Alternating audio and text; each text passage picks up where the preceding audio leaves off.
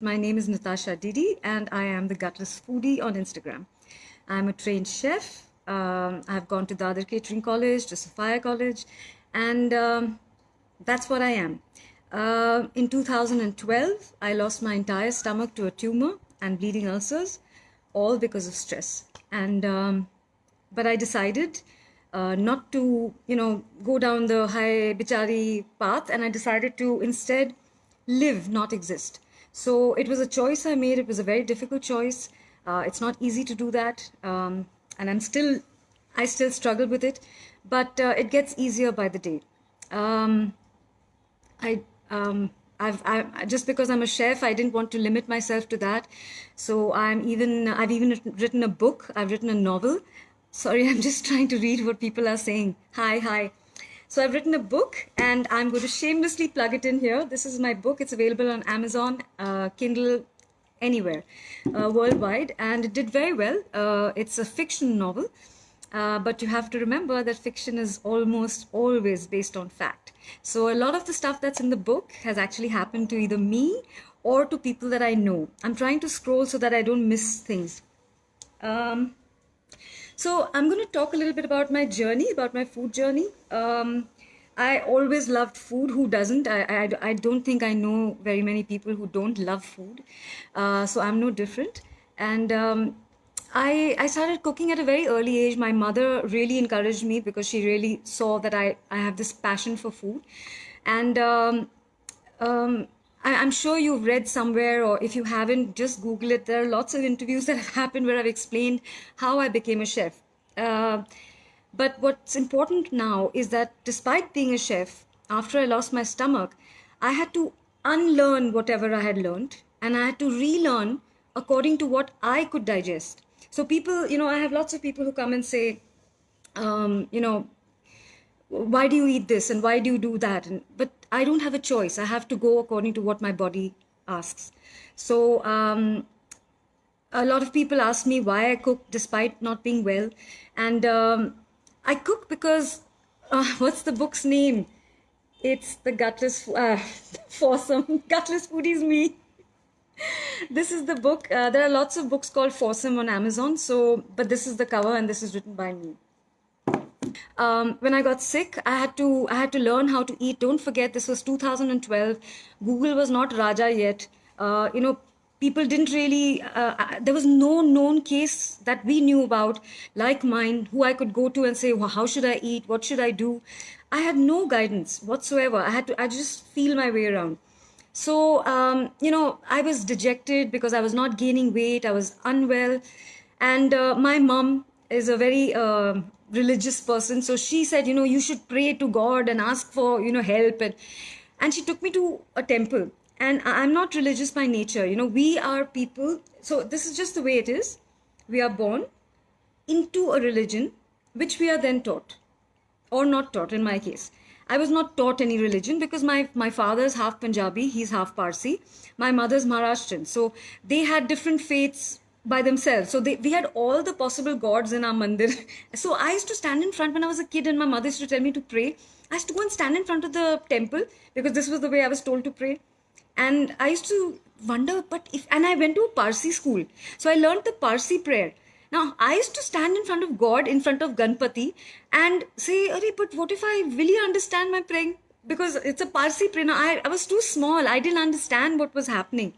Anyway, so my mom, who's here now, had taken me to a temple. And, I was looking around. I was very unwell. I was 38 kilos. It was basically a lost case. And I looked around, and this is way, way before PK came out, so I'm not plagiarizing anything.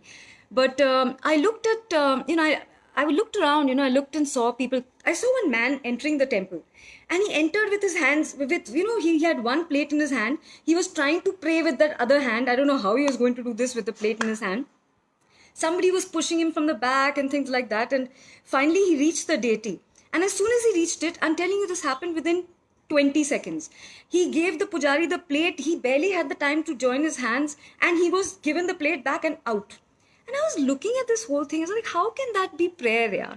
I mean, he didn't even have the chance to stand in front of the God, and pray. So I decided, when you want to learn something, You go to a school that teaches you that. If you want to become a doctor, you go to medical school. You want to become a lawyer, you go to lawyer school, whatever that's called. Legal college. So I wanted to learn to pray. So I decided to ask the Pandit. In my case, I happen to be predominantly Hindu. So in my case, I went to a Pandit. So I went to him and he did exactly what happened in that PK movie. He basically, I said, tell me something. Why do we take out our slippers and pray? What's the reason? And he said, you'll go in front of God with your slippers on? And I said, but Christians go to church with their slippers on. They're not disrespecting Jesus, are they? And then he said, you're defying me. And my mother, who was around, was probably cringing because she was probably thinking, oh my God, why is she asking all these questions? But they were pertinent questions. I wanted answers. That's why I'd gone to him. So then I asked him again. I said, okay, fine, forget the slippers. Tell me, why do we, okay, we join our hands, I accept. But why do I have to close my eyes? It's such a beautiful deity. Why can't I look at it? Huh? You look at God in his eyes? So I was like, I didn't know what to say. So it's just one question after the other. He didn't have any answers. He really knew. I don't think even he knows how to pray, honestly. Think about it. If you go to a mandir or you go to a priest or you call somebody to pray in your house and you hear that priest, can you understand what that priest is saying? Swaha. You only understand Swaha part. You don't understand it. At least I don't. So, I came away from that temple with more questions than answers. And I actually had got no answers. So I was very dejected, very irritated when I came home. And it happened to be, our dinner time when we came back home. Our dinner time is usually 7 o'clock. We eat very early. And my husband, who's here, and I will introduce you to him in a minute, he was there. He had come home and he wanted to eat dinner. I remember distinctly what I had cooked that day because I'm going to cook that very dish for you today to show you how a lot of people have asked me how to sear chicken and cook chicken breast. So I'm going to cook with that today. But a lot of people, so basically, hi. So, so I came home and I was about to start cooking. And I entered my kitchen. Now, in our house, we take out our slippers at the door. We either wear house slippers or then we are barefoot. That day I happened to be barefoot. So I walked into the kitchen and I picked up the chicken breast. And it was like a light switch turned on in my head, And just like that, I associated prayer with cooking. Now you're going to ask me how? I'll tell you. When you remove your slippers at a temple or when you touch an ingredient in your kitchen, you arrest the sense of touch. When you look at the ingredient, or if you look at the deity or the temple in general around you, you arrest the sense of sight. When you smell the food cooking, or when you smell the incense in the temple, you arrest the sense of smell. When you hear your food cooking, or when you hear the chanting or the bells in the temple, you arrest the sense of sound. And lastly, when you taste your food, or when you eat that prasad that the pujari has given you, you arrest the sense of taste. Now, if all your 5 senses are arrested, isn't that prayer? So that's how food became my religion. So I'm not religious by nature, but yeah, food is if cricket can be a religion, food can be also, yeah. So that's the way it worked out for me. This is how I started cooking and I continued to cook, continued to learn. I'm still learning. It's a process. It's not something that you never stop learning. I'm a forever student. I'll continue learning till I can. And I'm not one of those people who feels I know it all. No, I don't. Far, far, far from it. I think you'll have to take several lifetimes and several rebirths to learn 1/100th or 1/zillionth of what this world can teach you. And if nothing else, COVID has taught us that. I mean, you can't take anything for granted anymore. Okay, so I'm going to take you to the kitchen. I'm going to show you how I make what I'm making for dinner tonight for my husband. And I hope it works out. I'm going to switch the camera around once I get to the kitchen and introduce you to my husband. And then he's going to be filming because I cannot handle the camera at the same time as cooking. So here we go. So this is not because this is really not the reason why I have kept everything ready. I do it all the time. I make sure all my veggies and everything is cut and, so that I can just cook on the fly. So I'm going to be making some grilled veggies, little piece of corn that was left over from another dish. So I'm going to start I'm going to switch this camera around, and I keep things very organized. Everything is at hand. This is my waste basket. I keep whatever condiments I want at hand. My knife, my knife stone, sharpening stone, and all the possible masalas that I need. One thing I wanted to tell you, I boiled these green beans today as well as some broccoli. I never throw the water of this out because don't forget, this water is pretty much veg stock. So you can put it in dals and you can do something, very healthy with it. You can add nutrition to your dals and things like that, or to your vegetables that need a curry, in a very, very easy way and nutritious way. So it's healthy home cooking, and I'm going to show you a grilled chicken and a side of wok tossed vegetables. Okay, I'm going to show you my husband. Hello. Say hello. And I'm going to give him the camera now so that he can handle it. Okay, so I'm going to show you guys what I do. Please focus on the food and not me. That's not what these guys are here to see. I'm going to start with the chicken because that's always, it takes a longer time to cook. I like to cook with a mix of oil and butter. It just gives the chicken a little extra oomph, if you may. I don't like to use a lot of fat, but for this chicken I will, simply because it's full chicken breast and I don't want it to boil. Our request for chicken curry to be made. Chicken curry! Next time! Next time something veg. Next time something veg, but there are some veggies here, Yeah. so you'll get to see some grilled veggies happening. But this time I'm doing a dish that I associate with why I started cooking and why cooking is my passion. So these are pre-marinated chicken breasts that I marinated this morning. I basically used a very simple marinade. I used soya sauce, Worcestershire sauce, some chili flakes, some black pepper, salt, garlic salt. What else did I put in there? Some paprika, some smoked. I'm going to show you this. My brother, he's on Instagram too as Samalier949. I'm plugging him shamelessly in, but he gave me these amazing ancho peppers. Really nice. They're not spicy, but they're very smoky. Very, very nice. You can, it's available everywhere, I guess. He got it to me from the US. Okay, our oil and butter is hot. You really want a hot pan for this because you want to get a nice stir on the chicken. So, in goes our chicken. Hear that sizzle.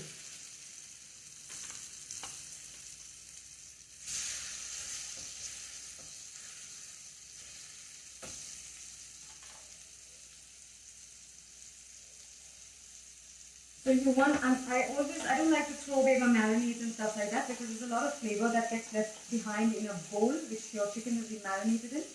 So I just put some water because I will need water to cook this.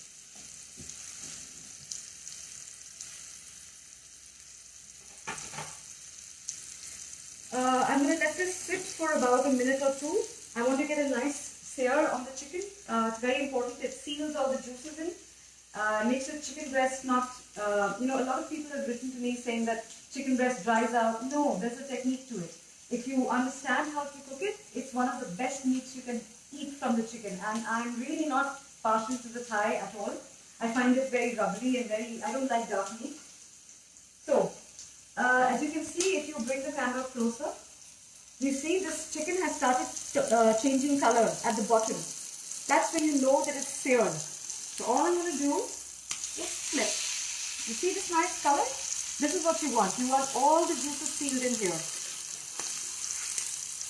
There you go. So this is not burnt. It's just seared. This is what we call a good char. And you're going to do the same for the other side.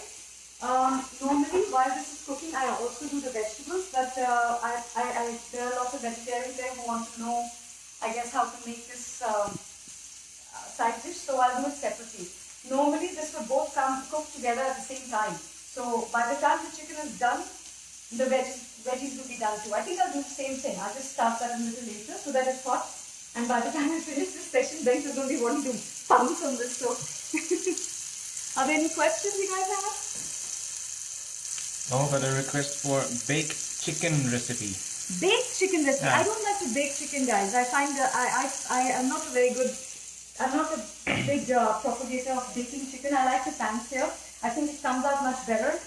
And For me, it works better that way. You see this here? See the beautiful, beautiful golden sears. You would never get that, really in an oven. You need that pan for that. Okay, I'm going to show you guys a trick to keep the chicken moist and cook at the same time. Now I'm going to lower the flame because the sear has happened. I'm going to lower the flame to a medium slow. And you remember this marinade, the water I put in the marinade? I'm going to add that in. You see the smoke? You want that. You want that nice smoky, and you can see this thing has steam coming out, which is also good because then it doesn't burn the chicken. Now what you're doing is you're broiling your chicken. So you're not, when you say broil, it basically means you're cooking in hot water. So you're cooking meat, or even if you're cooking an egg, when you broil it, it tenderizes from the center. It doesn't get dry. So I'm going to let this cook for at least 5 to 6 minutes and then flip it over and cook for another 5 minutes. So the chicken, I don't know, a lot of people write to me, DM me and say that, oh my God, chicken takes so long to cook. How's your recipe ready in like 20 minutes? Because it doesn't take that long to cook if you cook it correctly. So I had it on a high flame in the beginning to sear both sides. For those who have joined late, I then lowered the flame to a medium low and I put water with the remaining marinade inside, immediately covered and cooked with a, with a lid. And now it's cooking. I like to use something like this. I don't know if you can get it, Banks. Yeah. So it's basically a steel, I should say, it's not a rod. It's thinner than a toothpick. So I like to check if my meat is done with this. It's just more convenient for me. Somebody I know recently told me that the only way she knows how to check if chicken is cooked is by tasting it. And that's really not funny because you cannot be eating raw chicken. Why are you smiling? Because we got a good question from Abruti Mahinkar. Is this gonna be fufu grilled chicken? Well, there is some pepper in it and there are some chilies in it. So I wanted to do one thing. Once this chicken gets cooked, we'll make this guinea pig eat it. And if he does fufu, you'll know. But I'm so glad you guys are catching up to this fufu name, It's something that completely I came up with on my own for I don't know what reason. I think it was because he one day was eating chicken and doing fufu that I decided to, call everything spicy and hot fufu. So basically, if you've been watching, this chicken has been cooking for about 2 or 3 minutes now. And I'm ready to see where it's at. I just want to know if I should flip it or should keep it. So I'm going to check. Tongs like this are very useful because they've got a grip here and you don't splash the marinated chicken water. I'm going to need to add some more water because as you can see, most of it has evaporated. So you see, it's not, even though you put water, it's not boiling. This is called a slow broil. You see these nice crusty bits of marinade? These will all come out really nicely in the end. I'm going to just check for the doneness, just so that I know how long I have to cook it. Take it to the thickest part of the chicken breast, which is here for me. This is almost done. You see how easily it went in? This is almost done. So technically, my chicken is almost cooked. But what I will do is put a little more water, just to get that nice, nice soft cook. You see what I did? Now, since the chicken is almost done, I'm going to start with the veggies, just so that Ben has a nice hot meal. We were feeling peckish in the afternoon, so I had air fried some chips. And I'm going to air fry some, I'm just going to crisp them up. I'm going to share another tip with you guys. I never cook in only butter. Butter burns, it's got a very low burning point. So I always like to add a little bit of oil. It's not even a teaspoon of oil. Should I put on the light? Do you need light? No, it's better without. Okay. So since this is going to be butter, garlic, tossed vegetables, I'm going to add a little extra butter. This is not what I normally do again, but this is not what I normally do either. So I'm just going to go with the flow. There is a question. Yeah. What are the marinade ingredients? I mentioned earlier, basically they are, I use this company a lot.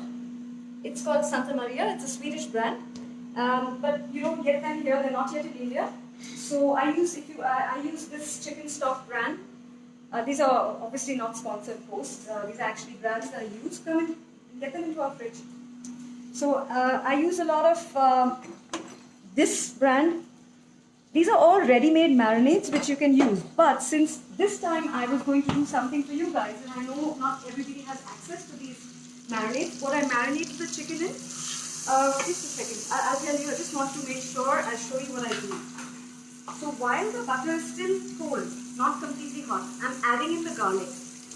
I'm doing this because I don't want the garlic to burn. I want it to cook along with the butter but not burn. Oh, that was a slip. I'm going to add in a little bit more butter because I'm putting onions. Okay, so for this marinade, basically I've used soya sauce, some Worcester sauce, some chili powder, and it's called, what is it called?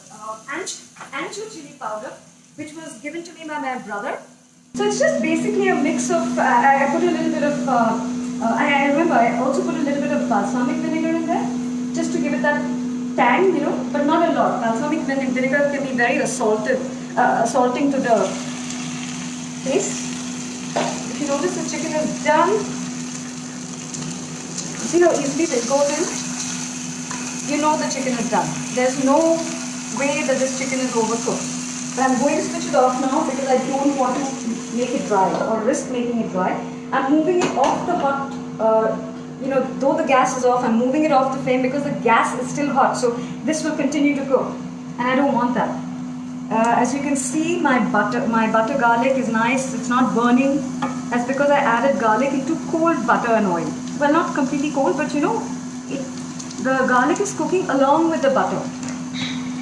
Someone, Poolam Singh, has given you the score 10 out of 10. Thank you. Namaste. Nowadays, can't even say I'll give you a hug because, you know, social media distancing, so namaste. So, I'm going to show you till where I want this garlic done. I want it slightly golden brown but not burnt. I'm not making a burnt butter garlic sauteed vegetables. I'm making a butter garlic vegetable. You have to keep moving the garlic around, swirling it so that it doesn't get stuck in one spot. I'm going to open a window, it's too warm here. Okay, so this is where the garlic is at. This is perfect. Now I'm going to add in some onions. I'm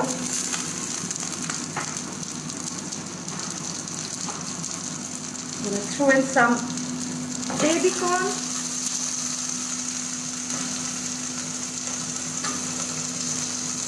Some partially cooked beans.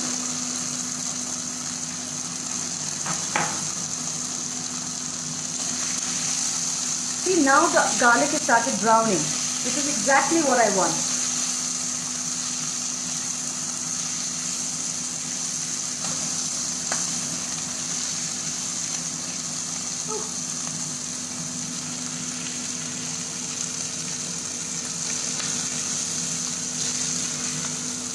Now I want to give this a little bit of flavor. If you don't have chicken stock, that's okay. You can use a Maggi chicken stock cube, make it into a little bit of a paste. I'm using this ready-made chicken stock. It's very flavorful. You don't have to. For vegetarians, you can put a red chicken stock cube. It works just as well. Now these veggies are pretty much, I have boiled them, so they're pretty much cooked. I had a little bit of leftover corn from another dish that I was doing, so I'm going to just toss it in there. If you see, I put a stick so that it's easy to hold and eat like you eat a normal bhutta. This is the time I'm going to throw in the parboiled broccoli. I'm not going to use all of it, I'll keep some of it for tomorrow.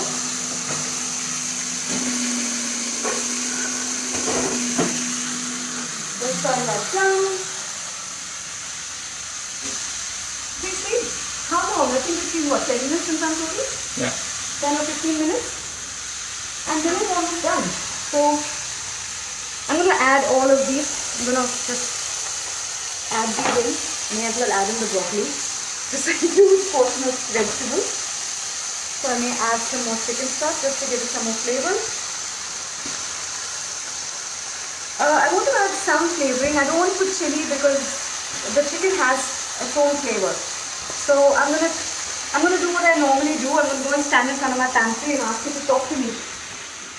So, what do you? What do you feel like then? Cajun, or do you want something Mexican, or do you want to have Oh, then Cajun. or you want plain mixed Italian herbs, or No, Cajun. Cajun? Cajun it is. You get what you want. Again, a very, very good brand. It's owned by a friend's husband. It's called Kea. Anuja, I hope you're looking. No, I'm not being paid to promote it, but I use this product a lot. They're very good. So I'm going to just tip some in. Cajun can be quite strong, so don't put too much. It can become quite overpowering. You see, I'm putting very little. Put it into the lid so that it doesn't fall out and surprise you. See, this is all the amount and a little more that I've put. That's it. It's a seasoning, guys. It's not the main ingredient. You have to let the other ingredients talk to you. So, and you should be able to taste the different, vegetables. If you just overpower it with a spice, it's not going to work. Can you smell? Yep, indeed. I'm not asking you guys. I know you can't smell. But how does it smell? I get a lot of the Cajun. Yeah. Also, you have to remember that I put in this chicken stock, so it gives there's a lot of salt in it. So that's why I've not added salt to this. If you don't have chicken stock, or if you don't have a vegetable stock cube or whatever, it's okay, just skip it. I just do it to, add layers to the flavor. It's a completely optional thing.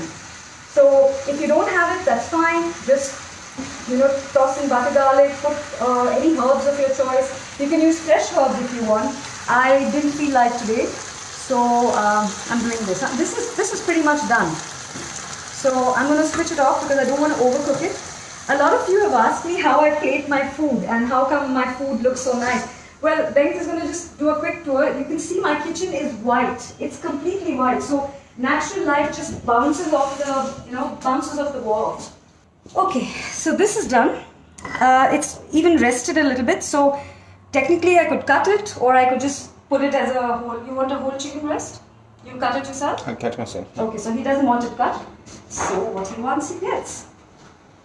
I'm going to just plate some salad.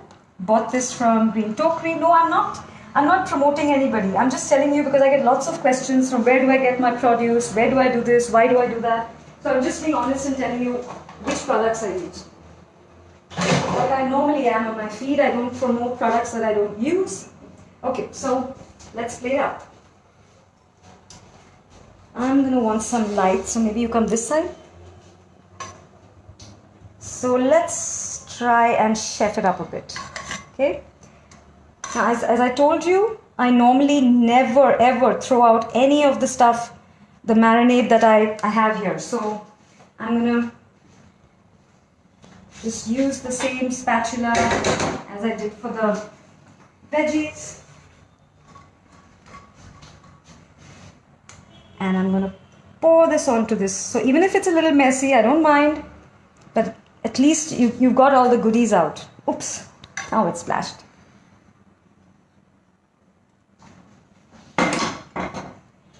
But it doesn't matter because I'm going to be putting veggies on there.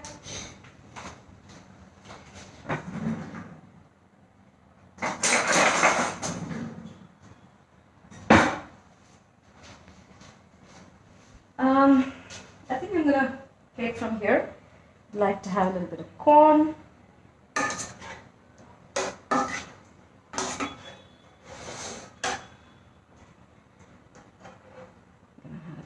Mixed veggies. And the veggies that don't get used today will just be put in the fridge and it will be Bengt's lunch tomorrow. They're perfectly good for reheating. And this is a very good portion size for dinner, don't you think? So I'm just going to add a little mushroom because he really likes mushrooms. And I really like him. So here we go. Just adding a couple of mushrooms for you. Brownie points for shooting this video. And now I am going to take a picture of this. Can you come this side? I need some light. So this is, people ask me, how do you take these pictures? All I do is this. And I take multiple images because I'm never sure. Bye, guys. It was fun.